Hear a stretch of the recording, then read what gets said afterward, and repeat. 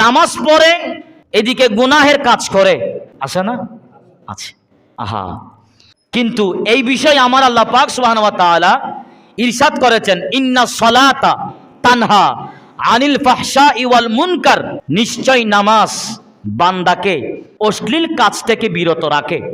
সুবহানাল্লাহ। তাইলে নামাজ যদি একজন বান্দাকে অশ্লীল কাজ থেকে যদি বিরত রাখে, তাহলে এই বান্দা নামাজ পড়ার পরে কেন খারাপ কাজ করে? তাহলে এরও একটা কারণ আছে। এর জবাবও হাদিসে পাকের মধ্যে আসছে। প্রিয় নবীজির কাছে একজন বান্দা খবর পৌঁছিয়েছেন, অর্থাৎ আমার নবীজি খবর পেলেন একজন বান্দা 5 ওয়াক্ত নামাজ পড়ে সে খারাপ কাজ করে। আমার নবী বলছেন ওই বান্দা নামাজের কারণে একদিন পরিবর্তন হয়ে যাবে। সুবহানাল্লাহ বলেন। এখন আমার নবীর নবুয়তের জবান থেকে বের হতে দেরি, কাজ হতে দেরি আসে? আরো জোরা বলেন, কাজ হতে দেরি আসে না।